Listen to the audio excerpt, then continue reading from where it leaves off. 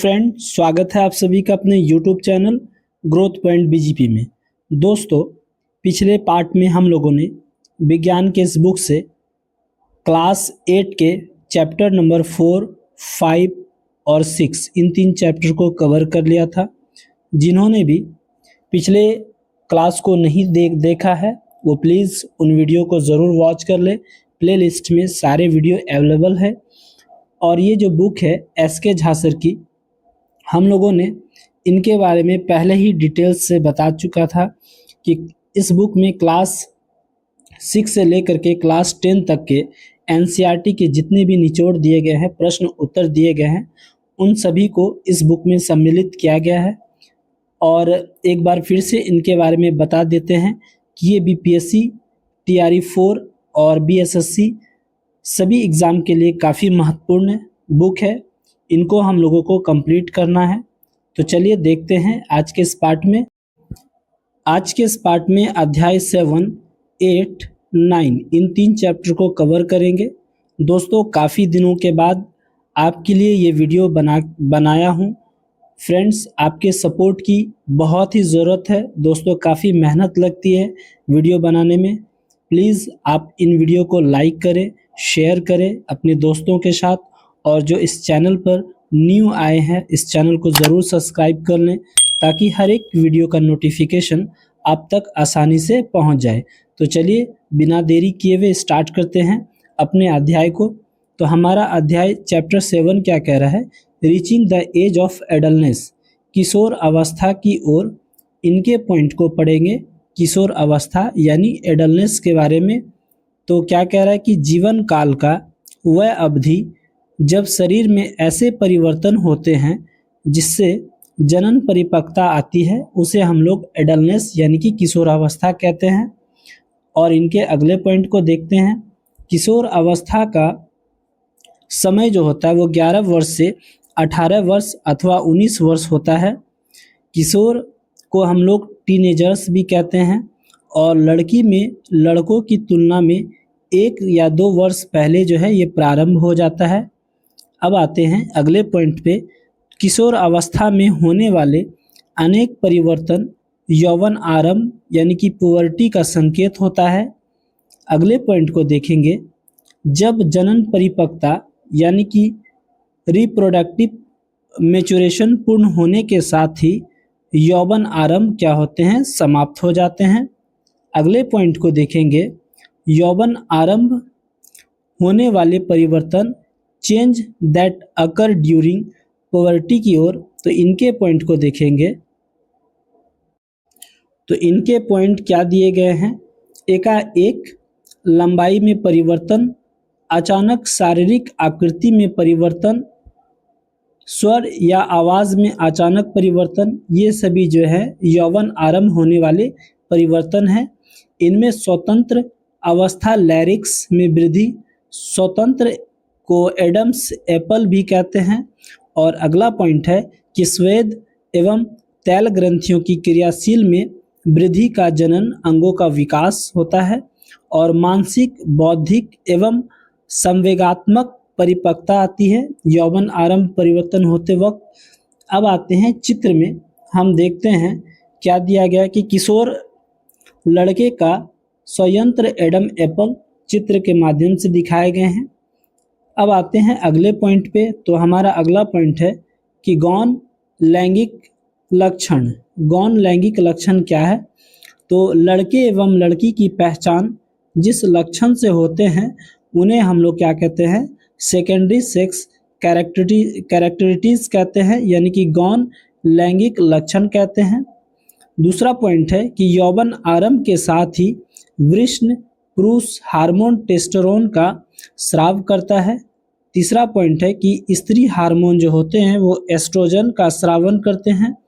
और अगला पॉइंट है कि एस्ट्रोजन के कारण ही महिला में दुग्ध ग्रंथि स्तन के अंदर विकसित होता है, जिससे कि स्तन का आकार में क्या होते हैं? वृद्धि होते हैं। अगले पॉइंट को देखते हैं। इन सभी हार्मोन के उत्पादन का नियंत्रण जो है वो पीयूष ग्रंथि अथवा पिट्यूटरी ग्रंथि के द्वारा किया जाता है। अगले पॉइंट को देखते हैं कि मानव में जनन काल की अवधि ह्यूमन रिप्रोडक्टिव पीरियड, इनके पॉइंट को पढ़ेंगे तो स्त्री में 10 से 12 वर्ष से 45 से 50 वर्ष तक का होता है जनन काल की अवधि। और स्त्री में पहला ऋतुस्राव या रजोधर्म 10 से 12 वर्ष को रजोदर्शन भी कहते हैं, मेनार्ची भी कहते हैं। ठीक है, अगले पॉइंट पे आते हैं कि स्त्री में अंतिम ऋतुस्राव यानी कि 45 से 50 वर्ष को रजोनिवृत्ति यानी कि मेनोपॉज कहते हैं। और अगला पॉइंट है कि एक ऋतुस्राव से दूसरा ऋतुस्राव अर्थात मासिक चक्र का समय 28 से 30 दिन में एक बार होता है। स्त्री में 12 से 15 दिन बाद अंडाशय अंडा छोड़ते हैं जो गर्भधारण के लिए सबसे उपयुक्त समय होते हैं। और पुरुष में शुक्राणु का निर्माण 12 से 13 वर्ष की अवधि में होता है। अगले पॉइंट को देखते हैं कि पुरुष में शुक्राणु निर्माण बंद होने की कोई सीमा नहीं होती है। और भारत में सामान्यतः पुरुष में जनन अंग जो होते हैं वो 65 से 70 वर्ष में काम करना बंद कर देते हैं। महिला वैद्याकरण को ट्यूबटेक्टोमी एवं पुरुष नसबंदी को वैक्सोटोमी कहते हैं। और शुक्राणु गतिशील एवं अंडाणु क्या होते हैं, स्थिर होते हैं। अगले पॉइंट की बात करें तो अगला पॉइंट क्या दिया गया है, मानव में लिंग निर्धारण सेक्स डिटर्मिनेशन इन ह्यूमंस। तो क्या कह रहा है कि इसमें अंडाणु और शुक्राणु, ठीक है, इनके निर्धारण से क्या होते हैं, जब एक्स और वाई, जब आपके एक्स और वाई मिलते हैं तो आपको बॉयज प्राप्त होता है और जब एक्स एक्स मिलता है तो लड़की प्राप्त होता है। ठीक है, आप चित्र के माध्यम से देख सकते हैं, जब हमें एक्स और वाई मिलते हैं तो बॉयज और एक्स जब होते हैं तो गर्ल्स संतान प्राप्त होते हैं। अब आते हैं अगले पॉइंट में कि मनुष्य कुछ अन्य ग्रंथि के बारे में ए पॉइंट में दिया गया है आपको कि एड्रिनल ग्रंथि के बारे में, एड्रिनल ग्लैंड। तो क्या कह रहा है कि यह दोनों विकिक यानी कि किडनी के ऊपर पाया जाता है। एड्रिनल ग्रंथ जो होते हैं यह दोनों विकिक के ऊपर पाए जाते हैं और इनमें जो है एड्रिनल हार्मोन का स्राव होता है। यह हार्मोन शरीर में नमक की मात्रा एवं क्रोध, चिंता एवं उत्तेजना यानी कि एक्साइटमेंट को नियंत्रित करता है और इसे लड़ो उड़ो हार्मोन भी कहते हैं। अब आते हैं चित्र को देखते हैं। चित्र में क्या दिया गया है कि एक मनुष्य के शरीर में अंतःस्रावी ग्रंथियों की स्थिति दर्शाई गई है। अगले पॉइंट में आते हैं तो अगला पॉइंट आपको अग्नाशय के बारे में कहा जा रहा है। बी पॉइंट में पैंक्रियाज के बारे में, तो इनके पॉइंट को देखेंगे हम सभी।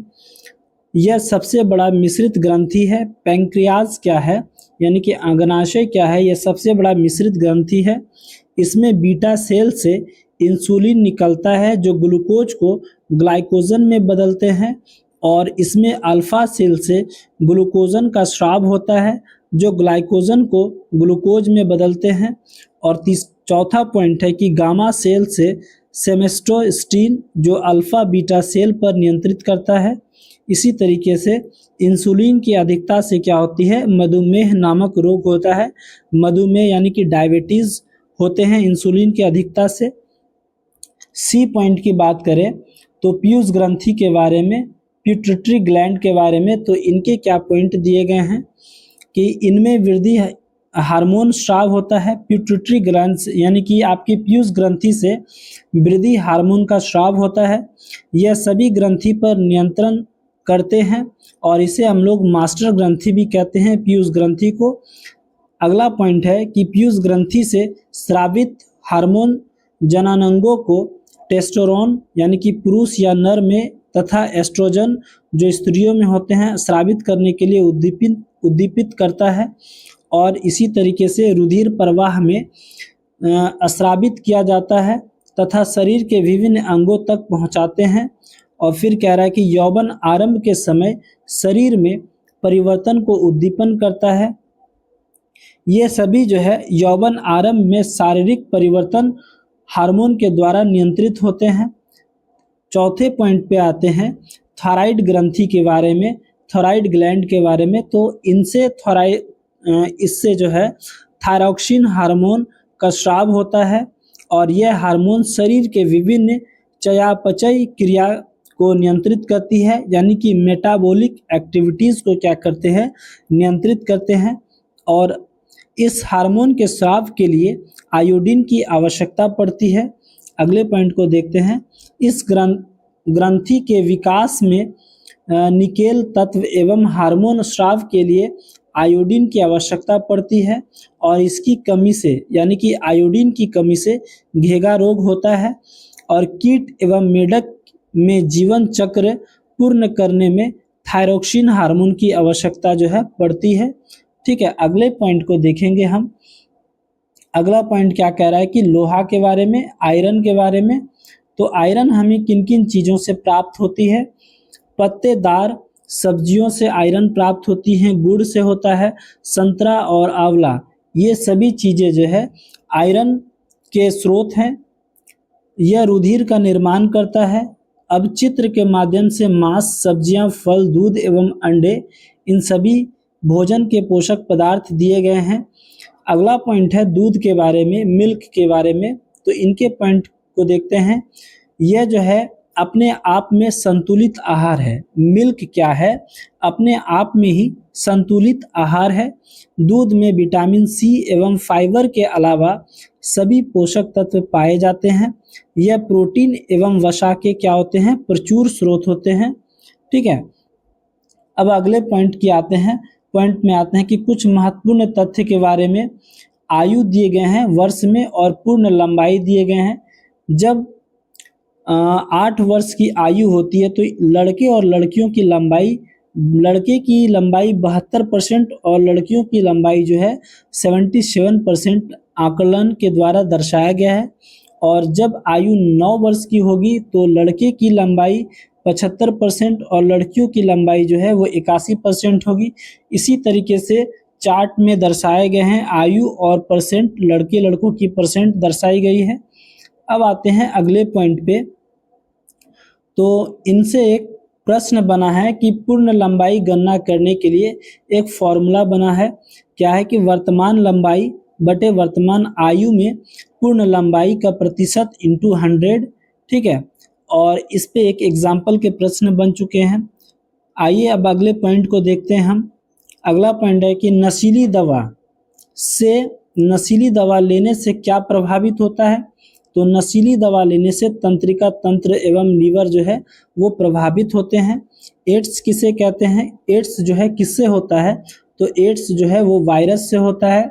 यौवन आरंभ में जनन अंगों का परिपक्व होना किनके द्वारा नियंत्रित होता है? तो हार्मोन के द्वारा नियंत्रित होता है। अगला पॉइंट है कि मेढक के लार्वा से टेडपोल बनाने के लिए किस तत्व की आवश्यकता पड़ती है?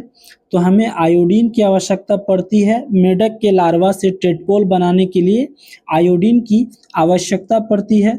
पीयूष ग्रंथि कहाँ पाया जाता है? तो पीयूष ग्रंथि आपके हाइपोथैलेमस में पाए जाते हैं। और मास्टर ग्रंथि किसे कहते हैं? पिनियस ग्रंथि या पीयूष ग्रंथि को भी मास्टर ग्रंथि कहते हैं। अगला पॉइंट है कि पीयूष ग्रंथि के नियंत्रण से बाहर होता है पाराथायराइड ग्रंथि। और रोगों से लड़ने के लिए कौन सी ग्रंथि जो है वो सहायक होती है? तो थाइमस ग्रंथि सहायक होती है रोग से लड़ने के लिए। अब यहाँ से आपके क्वेश्चंस बन गए हैं। तो पहला प्रश्न क्या दिया गया है? यह मानना है कि माँ ही बच्चे के लिए लिंग के लिए पूरी तरह से जिम्मेदार होते हैं, गलत है क्योंकि? तो 4 ऑप्शंस दिए गए हैं। क्यों गलत है?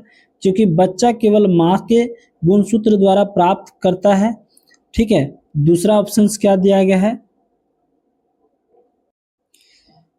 बी नंबर ऑप्शंस कह रहा है कि माँ के शरीर के भीतर बढ़ता पनपता है।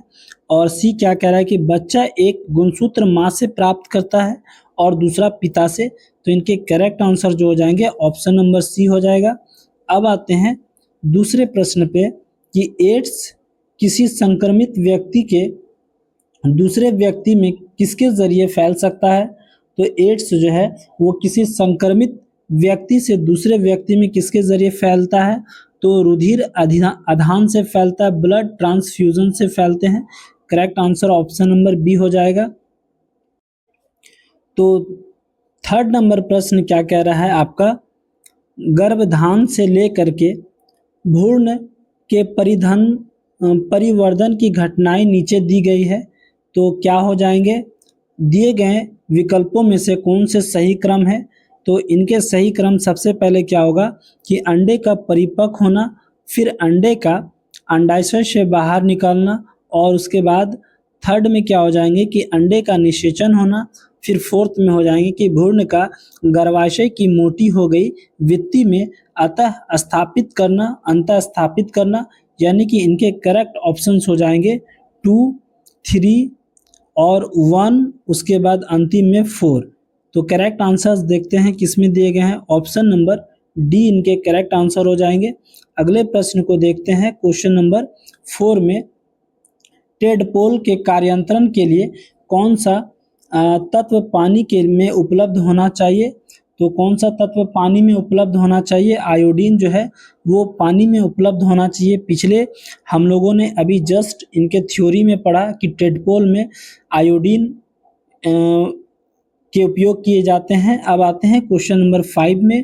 तो 5वां नंबर क्वेश्चन कह रहा है कि यौवन आरंभ के दौरान लड़कों में सबसे सुस्पष्ट दिखाई देने वाले परिवर्तन कौन से होते हैं? तो लड़कों में सुस्पष्ट दिखाई देने वाले परिवर्तन होते हैं कि कद की वृद्धि का होना। Correct answer option number B होगा। 6 नंबर क्वेश्चंस में आते हैं। तो किसी कोशिका के भीतर वह कौन सी संरचना है जो बच्चों के लिए लिंग निर्धारण के लिए उत्तरदायी होते हैं? तो लिंग निर्धारण के लिए उत्तरदायी होते हैं क्रोमोसोम, गुणसूत्र। तो correct answer option number D हो जाएगा। अब आते हैं क्वेश्चन नंबर 7 पे। 7 नंबर प्रश्न कह रहा है एनसीईआरटी के अभ्यास से के शरीर में होने वाले परिवर्तन के लिए उत्तरदायी अंतःस्रावी ग्रंथि द्वारा स्रावित पदार्थ का नाम क्या है? तो इनके पदार्थ का नाम है हार्मोन, जो कि अंतःस्रावी ग्रंथियों के द्वारा स्रावित होती है। अब आते हैं अगले प्रश्न पे 8 नंबर में, ऋतुस्राव क्या है? तो ऋतुस्राव क्या कहलाते हैं? ये आपके जो है मासिक धर्म और रजोधर्म को ऋतुस्राव कहते हैं, यानी कि correct answer option number C हो जाएगा। क्वेश्चन नंबर 9 की बात करें तो यौवन आरंभ के समय होने वाले शारीरिक परिवर्तन क्या नहीं है? यौवन आरंभ होने वाले शारीरिक परिवर्तन क्या? लंबाई में वृद्धि तो है, और शारीरिक आकृति में परिवर्तन भी है, और स्वर में परिवर्तन यानी कि उनकी ध्वनि में परिवर्तन होना ये भी है, और इनमें से कोई नहीं हो जाएगा करेक्ट आंसर। अब आते हैं अगले प्रश्न पे। क्वेश्चन नंबर 10 की बात करें तो किशोर को सचेत रहना चाहिए कि वह क्या खा रहे हैं और क्यों? तो किशोर को सचेत रहना चाहिए क्योंकि शरीर में तीव्र गति से होने वाली वृद्धि के लिए उचित आहार की आवश्यकता पड़ती है। तो correct answer option number B होगा। अब आते हैं 11 नंबर क्वेश्चन पे। स्त्रियों में जनन आयु का प्रारंभ उस समय से होता है जब उनके जो है ऋतुस्राव प्रारंभ हो जाते हैं। Correct answer option number A हो जाएगा। अब आते हैं अगले प्रश्न पे कि निम्न में से कौन से आहार जो है वो किशोरों के लिए सर्वोचित है? तो रोटी, दाल और सब्जियां जो है वो आहार सबसे सर्वोचित है।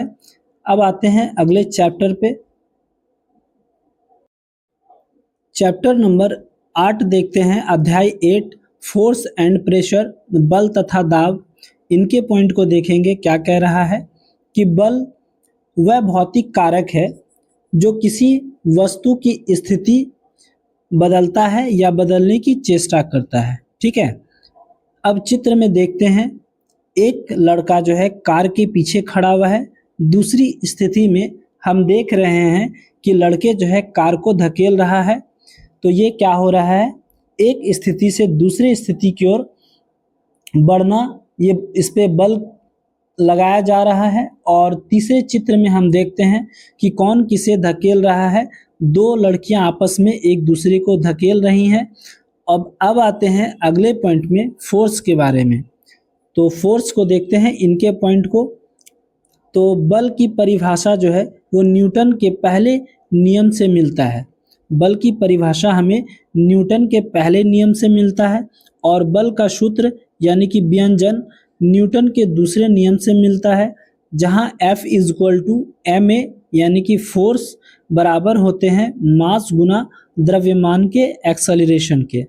अब आते हैं तीसरा पॉइंट कि बल का SI मात्रक न्यूटन होता है और सीजीएस में बल का SI मात्रक सीजीएस में बल का मात्रक क्या होता है, डायन होता है। अब आते हैं 1 न्यूटन इक्वल टू 10 पे पावर 5 डाइन के बराबर होते हैं। और अगला पॉइंट है कि बल की दिशा एवं प्राकृतिक न्यूटन के तीसरे नियम से मिलते हैं। अगले पॉइंट में देखते हैं बल जो है कई प्रकार के होते हैं। बिल्कुल सही बात है। कौन कौन से बल होते हैं? संतुलित बल, असंतुलित बल, संतुलित बल, असंतुलित बल, संपर्क बल, असंपर्क बल, संरक्षित बल और असंरक्षित बल। ये सभी जो है बल के प्रकार है। एक एक करके इनके पॉइंट को फाइंड आउट करेंगे। तो पहला पॉइंट है कि संतुलित बल यानी कि बैलेंस फोर्स, ठीक है, कि वह बल जिनका कुल योग यानी कि F इक्वल टू 0 हो। तो दूसरा पॉइंट है कि संतुलित बल जो है को जड़त्व यानी कि इंटेरिया बल भी कहते हैं। और जब संतुलित बल स्थिर वस्तु पर लगता है तो वह स्थिर या गति में परिवर्तन नहीं होते हैं। इसी तरीके से किसी वस्तु को एक समान गति में बनाए रखने के लिए संतुलित बल की आवश्यकता पड़ती है। और अगले पॉइंट को देखते हैं कि संतुलित बल जो है अधिक होने पर वस्तु की आवृत्ति परिवर्तित हो जाता है। अब चित्र के माध्यम से आप देख सकते हैं, यदि दो टोलियों रस्सी के सामने समान बल से खींचते हैं तो रस्सा क्या होता है, नहीं खींच सकता है। अब आते हैं अगले पॉइंट पे। अगला पॉइंट दिया गया है कि अर्धगोले को खींचते हुए घोड़े, ठीक है, दोनों ओर।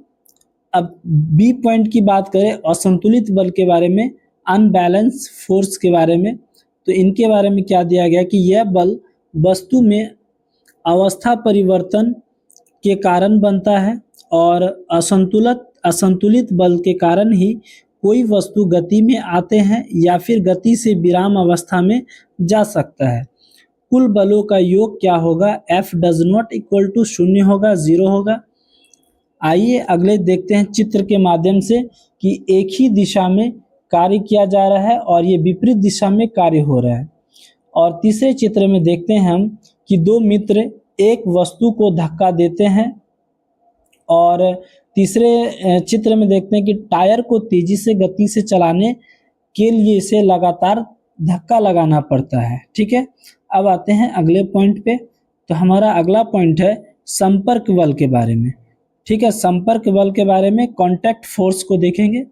क्या कह रहा है कि जब बल हमेशा दो वस्तु के संपर्क में होने से उत्पन्न होता है तो उसे हम लोग कांटेक्ट फोर्स कहेंगे, संपर्क बल कहेंगे।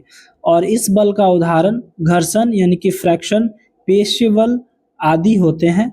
यह न्यूटन के नियम का पालन करते हैं। घर्षण संपर्क बल जो है न्यूटन के नियम का पालन करेंगे। अब बात करें, चित्र में देख सकते हैं आप क्या दिया गया कि पशुओं का पेशीय बल अनेक कठिन कार्यों करने के लिए प्रयोग किया जाता है। अब आते हैं डी पॉइंट में और संपर्क बल के बारे में, नॉन कांटेक्ट फोर्स के बारे में। तो इनके पॉइंट में क्या दिए गए हैं? वह बल जो बिना वस्तु के संपर्क में ही लगते हैं उन्हें हम लोग क्या कहेंगे? असंपर्क बल यानी कि नॉन कांटेक्ट फोर्स कहेंगे, ठीक है। इनके उदाहरण क्या है? चुंबकीय बल है, विद्युत बल है, गुरुत्वाकर्षण बल है। ये सभी बल जो है वो नॉन कांटेक्ट फोर्स के उदाहरण है। अब देखते हैं चित्र में क्या दिया गया है कि दो चुंबक के बीच आकर्षण तथा प्रतिकर्षण का प्रक्षेपण करना, ये नॉन कांटेक्टेबल फोर्स के बारे में है। अब आते हैं अगले चित्र में, देखते हैं कि कागज से रगड़ा हुआ स्ट्रॉ दूसरे स्ट्रॉ को आकर्षित करता है, लेकिन यदि लटका हुआ स्ट्रॉ भी कागज की सीट को रगड़ा जाए तो यह भी प्रतिकर्षित करेगा। ई पॉइंट की बात करें संरक्षित बल के बारे में, प्रोटेक्टेड फोर्स यानी कि संरक्षित बल वह बल है जो बीच के मार्ग पर निर्भर नहीं करता है, यह केवल अंतिम एवं प्रारंभिक स्थिति पर निर्भर करता है। ठीक है, इनमें किया गया कार्य महत्तम होता है और इनका उदाहरण क्या है? विद्युत बल, गुरुत्वाकर्षण बल, चुंबक आदि बल, ये सभी संरक्षित बल के उदाहरण हैं। अब चित्र के माध्यम से देख सकते हैं हम कि दो चुंबक के बीच आकर्षण तथा प्रतिकर्षण का प्रक्षेपण और F पॉइंट की बात करें असंरक्षित बल के बारे में, यानी कि नॉन कंजर्वेटिव फोर्स को देखते हैं, तो यह बल वस्तु के मार्ग पर भी निर्भर करता है। इनके द्वारा किया गया कार्य मान जो होते हैं वो न्यूनतम होते हैं और इनके द्वारा किया गया कार्य अंतिम प्रारंभिक के साथ साथ वस्तु के बीच के मार्ग पर निर्भर करता है। अब आते हैं अगले पॉइंट में, जी की पॉइंट में। तो हमारा जी पॉइंट क्या दिया गया? गुरुत्वाकर्षण बल के बारे में, यानी कि ग्रेविटेशनल फोर्स। इनके पॉइंट को देखेंगे। यह एक कमजोर बल है। ग्रेविटेशनल फोर्स क्या है? एक कमजोर बल है। यह किसी भी दो वस्तुओं के बीच लगते हैं और जब एक वस्तु पृथ्वी हो तो उस पर लगने वाले बल को गुरुत्व बल कहेंगे और गुरुत्वाकर्षण बल सिर्फ एक आकर्षक बल है। और तीसरा पॉइंट है कि गुरुत्वाकर्षण बल द्रव्यमान के गुणनफल के समानुपाती एवं उनके बीच की दूरी के वर्ग के क्या होते हैं? व्युत्क्रमणपाती होते हैं। और अब आते हैं ये फॉर्मूला देखते हैं कि F = G × m1 × m2/r², और जहाँ G क्या है? ग्रेविटेशनल फोर्स, यानी कि G का वैल्यू कितना दिया गया है? 6.67 × 10⁻⁻11 न्यूटन मीटर स्क्वायर प्रति केजी स्क्वायर। ठीक है, जहाँ G गुरुत्वाकर्षण नियतांक यानी कि ग्रेविटेशनल कांस्टेंट है और इनके मान की खोज यानी कि G की खोज जो है वह हेनरी कैवेंडिश ने किया था। अब नोट में क्या दिए गए हैं कि नाभिक के बल ग्रेटर देन विद्युत बल, और विद्युत बल जो होते हैं वो ग्रेटर देन क्या होते हैं? वान डर वाल्स बल के बराबर होते हैं। अगला पॉइंट है दाब के बारे में, प्रेशर के बारे में। तो प्रति इकांक क्षेत्रफल पर लगने वाले बल को दाब कहते हैं और दाब का एसआई मात्रक क्या होता है? पास्कल होता है। दाब का व्यवहारिक एसआई मात्रक बार होता है और बंद बर्तन में दाब जो होते हैं वो मैनोमीटर से मापते हैं।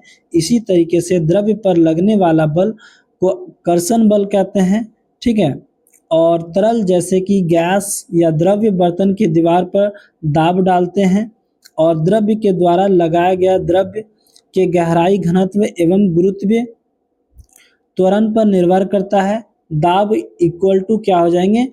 डेल्टा GH हो जाएगा। अब आते हैं वायुमंडलीय दाब जो होते हैं वो बैरोमीटर से मापते हैं। आप चित्र में देख सकते हैं एक व्यक्ति जो है भारी बोझ को ले जाते हुए। ठीक है, अगले पॉइंट की ओर बात करें तो अगला पॉइंट है कि लकड़ी के तख्ते में कील को ठोकना। और अब आते हैं अगले पॉइंट में पारा के बारे में। तो क्या दिया गया कि जब अचानक नीचे गिरेगा पारा तो क्या हो जाएंगे? तो आंधी, तूफान और चक्रवात के संकेत होते हैं। जब धीरे धीरे गिरेगा पारा तो वर्षा का संकेत होगा। जब अचानक पारा ऊपर चढ़ जाएगा तो तापमान में वृद्धि के संकेत है ये। और जब धीरे धीरे ऊपर चढ़ेंगे तो प्रति चक्रवात यानी कि एंटी साइक्लोन या मौसम क्या होंगे? साफ होंगे। तो फ्रेंड्स, अब आते हैं इनके कुछ महत्वपूर्ण तथ्य के बारे में, एक एक करके इनको देखेंगे। प्रति इकांक क्षेत्रफल पर लगने वाले प्रणोद को क्या कहते हैं? हम लोग दाब कहते हैं। ठीक है, और दाब का एसआई मात्रक पास्कल होता है। तो बल का एसआई मात्रक न्यूटन होता है। इसी तरीके से बल का सीजीएस में मात्रक क्या होता है? वो डायन होता है और 1 न्यूटन बराबर होते हैं 10⁵ डाइन के। और द्रव्य दाब का नियम किसने दिया था? तो पास्कल ने दिया था। इसी तरीके से जब गुरुत्व त्वरण का मान 0 होता है तो द्रव्य में सभी बिंदु पर दाब क्या लगते हैं? समान लगते हैं। अब आते हैं अगले पॉइंट पे। चित्र में देख सकते हैं कि किसी बर्तन की तली पर पानी द्वारा लगाया जाने वाला दाब पानी के स्तंभ की ऊंचाई पर क्या है? निर्भर करता है। ठीक है, और दूसरा चित्र दिया गया है कि द्रव्य बर्तन के दीवार पर दाब डालता हुआ और तीसरे चित्र में दिया गया है कि द्रव्य बर्तन की दीवार पर समान गहराई पर समान दाब डालते हैं। ठीक है। अगला पॉइंट है कि जब जी अशून्य होता है तो एक ही तल में लगा दाब क्या होते हैं, समान होते हैं, और गुरुत्वाकर्षण द्वारा किया गया कार्य क्या होता है, हमेशा ऋणात्मक होता है। ठीक है। अगले पॉइंट में बात करें तो अगला पॉइंट क्या दिया गया है, यहाँ से एनसीईआरटी के प्रश्न स्टार्ट हो चुके हैं। पहला प्रश्न क्या कह रहा है कि चित्र में दो लड़के ए तथा बी जो है एक ब्लॉक पर बल लगाते हुए दिखलाए गए हैं। यदि ब्लॉक दाहिनी ओर गति करता है तो निम्नलिखित में से कौन सा कथन सही होगा। आप चित्र को देख सकते हैं। यदि ब्लॉक दाहिनी ओर गति लगाता है तो इनमें से कौन से कथन सही होंगे। तो पहला देखते हैं कि ए द्वारा लगाए गए बल का परिमाण बी की अपेक्षा अधिक होगा। बिल्कुल सही है, इसका पहला ही ऑप्शन करेक्ट है। तो आइए अब अगले प्रश्न पे आते हैं। दूसरा नंबर क्वेश्चन कह रहा है कि चित्र में दर्शाए गए परिपथ में जब परिपथ को पूरा किया जाता है तो हथौड़े घंटी से टकराते हैं और हथौड़े की गति के लिए निम्नलिखित में से कौन सा बल उत्तरदायी होगा। तो इनके लिए जो है चुंबक के बल उत्तरदायी होगा। करेक्ट आंसर ऑप्शन नंबर क्या हो जाएंगे, सी हो जाएंगे, मैग्नेटिक फोर्स। ठीक है। अब आते हैं अगले प्रश्न पे, क्वेश्चन नंबर 3 पे। तो क्या कह रहा है कि शुष्क मौसम में कंघी करते समय कभी कभी हमें बालों के एक दूसरे से दूर उलझने का अनुभव होता है। इसके लिए उत्तरदायी बल कौन सा है। तो स्थिर विद्युत बल है, यानी कि इलेक्ट्रोस्टैटिक फोर्स हो जाएंगे। करेक्ट आंसर ऑप्शन नंबर क्या हो जाएगा, बी हो जाएगा। अब आते हैं अगले प्रश्न पे, क्वेश्चन नंबर 4 पे। तो क्या कह रहा है कि चित्र में जल से भरा एक बर्तन दर्शाया गया है। ठीक है। जल के द्रव्य से संदर्भ में निम्नलिखित में से कौन सा कथन सही होगा। तो आप चित्र में दिया गया है कि बर्तन दिए गए हैं, उनमें जो है किसमें से जल के दाब के संदर्भ में कौन सा कथन क्या होगा, सही हो जाएगा। तो इनमें देखते हैं 4 ऑप्शंस में, इनके correct answer option number D होगा कि ए पर दाब लेस देन, बी पर दाब लेस देन सी, यानी कि सी पॉइंट पर सबसे अधिक दाब हो जाएंगे। अब आते हैं क्वेश्चन नंबर 5 में। 5वां नंबर क्वेश्चन कह रहा है कि दो वस्तुएं एक दूसरे को प्रतिकर्षित करती है। यदि प्रतिकर्षण हो सकता है तो प्रतिकर्षण क्या हो सकता है। चुंबक के बल या स्थिर विद्युत बल द्वारा हो सकता है प्रतिकर्षण। Correct answer option number D होगा। दोस्तों हमें जल्द से जल्द इस बुक को कंप्लीट करना है, फिर नेक्स्ट बुक जो है साइंस के लिए और फिर मैथ के लिए वीडियो अपलोड करेंगे। दोस्तों आप सभी का सहयोग ज़रूरी है। क्वेश्चन नंबर 6 को देखते हैं कि निम्नलिखित बलों में से कौन सा बल जो है संपर्क बल है।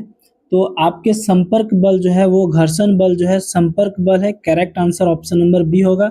7 नंबर क्वेश्चंस को देखेंगे कि पानी के एक टैंक में चित्र दर्शाए गए हैं ए बी सी डी। ठीक है। 4 बिंदु दिए गए हैं, 4 टोटियां लगी हुई है। किन टोटियों से जो है पानी बराबर की ओर बहेंगे। तो बी और सी आप देख सकते हैं ये दोनों एक दूसरे के क्या है, पैरेलल है, समान है। तो बी सी से जो है आपके पानी समान प्रवाहित होगी। अब आते हैं क्वेश्चन, इनके correct answer option number A हो जाएगा।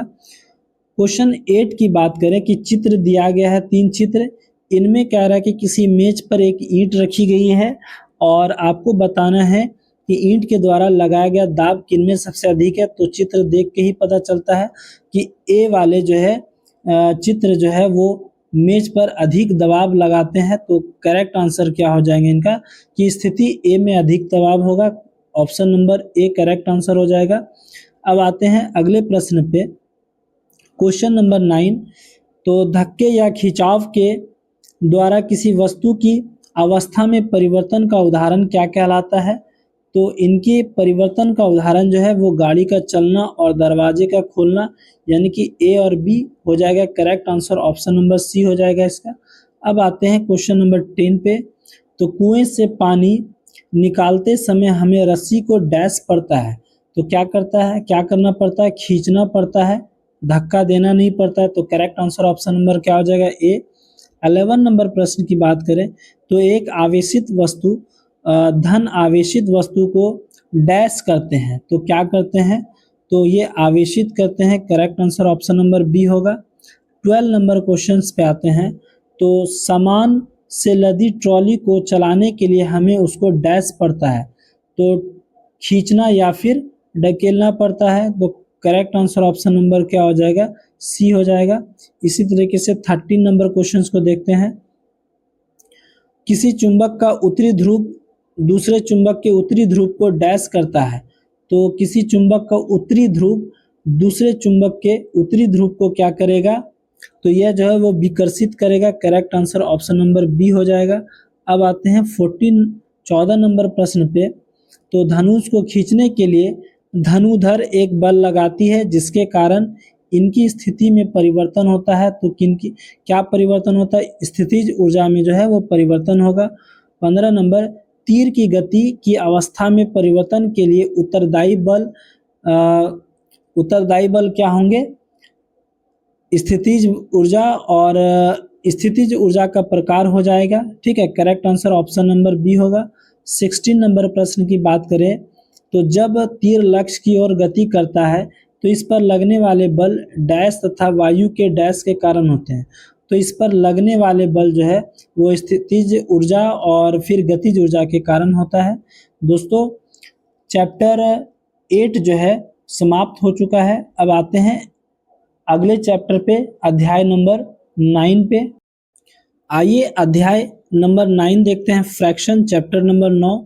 दोस्तों सब्सक्राइब जरूर कर लें चैनल को। अब आते हैं अध्याय नंबर 9। ये फ्रैक्शन क्या कह रहा है कि घर्षण एक प्रकार का बल है जो हमेशा गति का क्या करता है, विरोध करता है। ठीक है, दूसरा पॉइंट कह रहा है कि घर्षण के सतह जो होते हैं वो अनियमितता यानी कि इरेगुलरिटीज के कारण लगते हैं। तीसरा पॉइंट है कि घर्षण का मान 0 से 1 के बीच होता है। अनियमितता कम करने से घर्षण बल जो होते हैं वो कम होते हैं। अनियमितता समाप्त करने से संपर्क क्षेत्रफल बढ़ने से घर्षण बल जो है अचानक क्या होते हैं, बढ़ जाते हैं।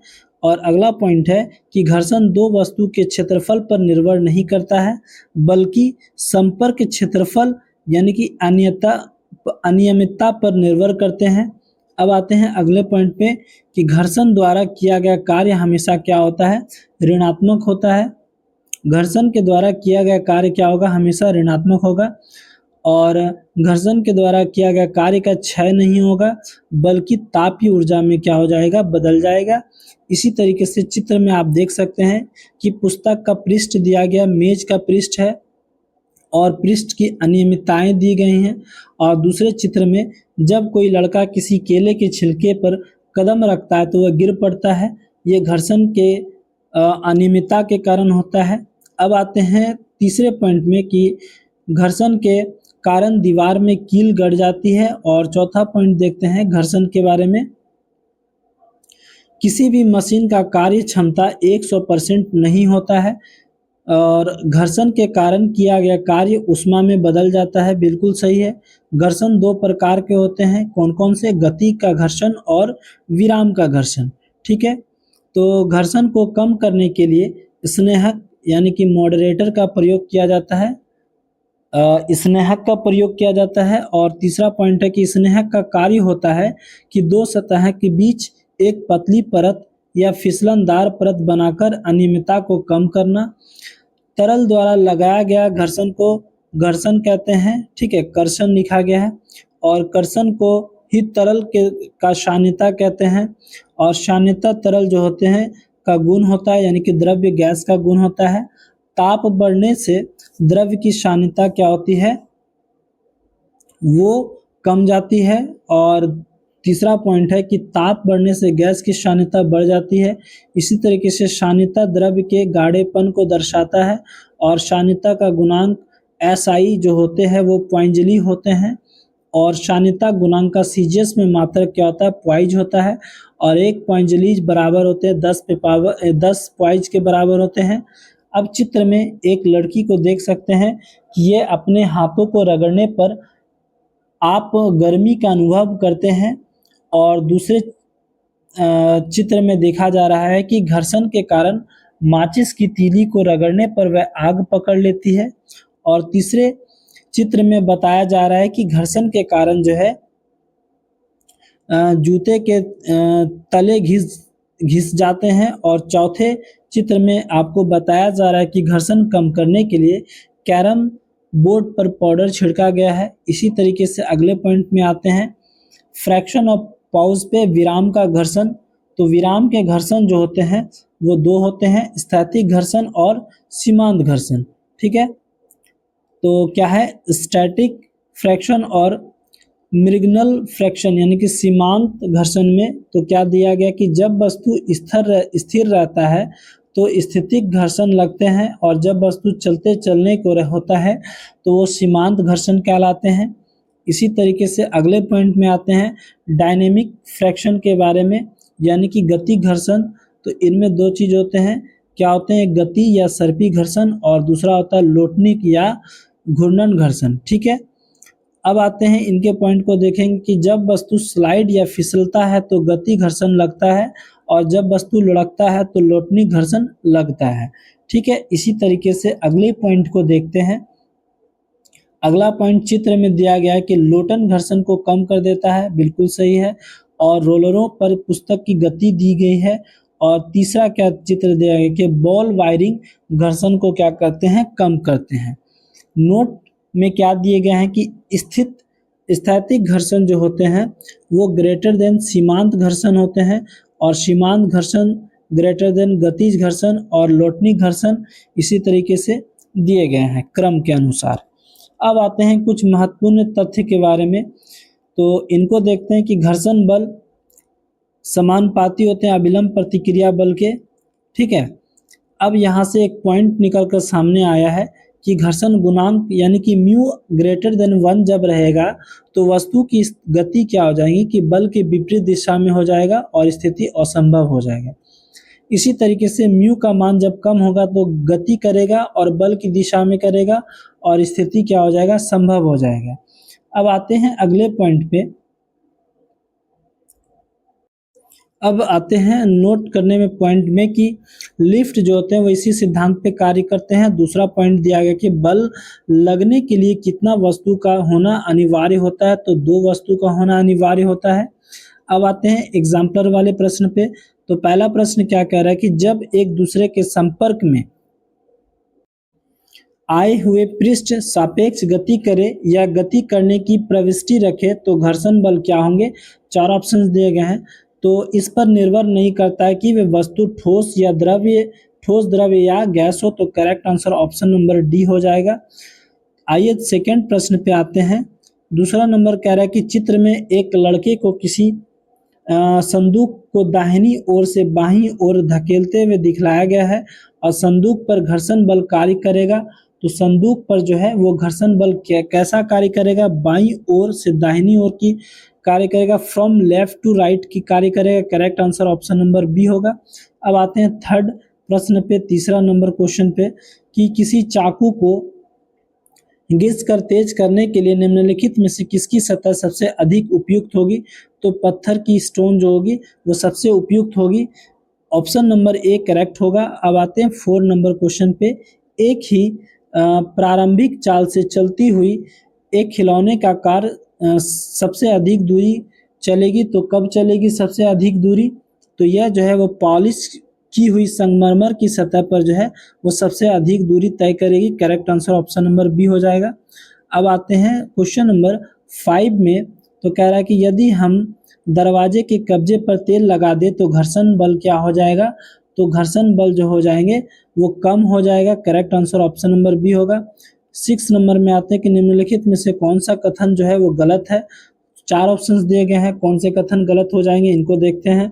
तो मैदान में लुढ़कती गेंद के घर्षण बल पहला दिया गया है, और पानी में चलती हुई नाव के घर्षण बल, और चिकनी सड़क पर चलती हुई बाईसाइकिल पर घर्षण बल लगता है। और चौथा क्या दिया गया कि पानी से भरी बाल्टी की पेंदी पर रखी गेंद का घर्षण बल जो है वो लगता है। तो गलत कथन ऑप्शन नंबर डी हो जाएगा। अब आते हैं 7 नंबर प्रश्न पे। क्या कह रहा है कि कोई लड़का रबर की गेंद को लकड़ी की किसी सतह पर लुढ़काता है तो रुकने से पहले गेंद थोड़ी दूरी तय करेगी और रुकने के पहले वही गेंद अधिक दूरी तय करने के लिए वह क्या होगा? तो वह जो हो जाएंगे, 4 ऑप्शंस दिए गए, इनको देखते हैं। वह जो हो जाएंगे वो लकड़ी की सतह पर टेल्कम पाउडर छिड़क सकता है। करेक्ट आंसर ऑप्शन नंबर क्या होगा? सी हो जाएगा। अगले प्रश्न पे आते हैं, क्वेश्चन नंबर 8 पे। तो किसी बड़े व्यापारिक स्थान के भवन से मुख्य सड़क तक पहुंचने के लिए 4 रास्ते दिए गए हैं और एक रास्ते पर ढीली मिट्टी है और दूसरे रास्ते पर पॉलिश किया हुआ संगमरमर लगा हुआ है और तीसरे रास्ते पर ईंट लगी हुई है और चौथे रास्ते पर बजरी बिछी हुई है। तो तेज से वर्षा हो रही है। पहले मुख्य सड़क तक पहुंचना है तो जिस रास्ते पर उसे फिसलने से सबसे कम संभावना होगी तो वह किस रास्ते पर चलेगा? तो 4 ऑप्शंस दिए होंगे। तो बजरी बिछी हुई पर देखते हैं। तो बजरी बिछी हुई रास्ते पर चलेंगे तो वो सबसे पहले पहुंच जाएंगे। अब आते हैं अगले प्रश्न पे, क्वेश्चन नंबर 9 पे। घर्षण एक दूसरे के संपर्क में रखी दो वस्तुओं की पृष्ठ के बीच डैश का विरोध करता है। तो किनका विरोध करता है? गति का विरोध करता है। Correct answer option number A हो जाएगा। अब आते हैं 10 नंबर प्रश्न पे। तो 10वां नंबर प्रश्न कह रहा है कि घर्षण पृष्ठों के डैश पर निर्भर करता है। तो घर्षण पृष्ठ जो है वो आपके अनियमितता पर निर्भर करता है। Correct answer option number A होगा। 11 नंबर में बात करें तो कैरम बोर्ड पर पाउडर छिड़कने से घर्षण क्या हो जाएंगे? कम हो जाएंगे। ठीक है। अब आते हैं 12 नंबर में कि सर्पी घर्षण जो होते हैं वो स्थैतिक घर्षण से डैश होता है। तो सर्पी घर्षण स्थैतिक घर्षण से क्या होंगे? कम होंगे। ठीक है। अब आते हैं 13 पे। तो 4 बच्चों को लोटनिक, स्थैतिक तथा सर्पी घर्षण के कारण बलों को घटते क्रम में व्यवस्थित करने के लिए कहा गया है और उनकी व्यवस्था नीचे दर्शाई गई है, दी गई है। सही व्यवस्था का चयन करना है। तो इनके करेक्ट आंसर क्या हो जाएंगे? स्थैतिक, सर्पी और लोटनिक। Correct answer option number C हो जाएगा। अब आते हैं 14 नंबर प्रश्न पे। अलीदा अपनी खिलौने को संगमरमर के सूखे फर्श और संगमरमर के गीले फर्श, फिर संगमरमर पर बिछे समाचार पत्र तथा तौलिए पर चलाती है। तो कार विभिन्न पृष्ठों द्वारा लगे घर्षण बल जो होते हैं वो बढ़ते क्रम क्या हो जाएंगे? तो इनके बढ़ते क्रम हो जाएंगे संगमरमर का गीला फर्श, उसके बाद संगमरमर का सूखा फर्श और समाचार पत्र तौलिया, यानी कि करेक्ट आंसर जो हो जाएंगे ऑप्शन नंबर ए हो जाएंगे। तो दोस्तों आज का पार्ट हम लोग यही समाप्त करते हैं। नेक्स्ट वीडियो में हम लोग मिलते हैं। तब तक के लिए अपना ख्याल रखिए। जय हिंद,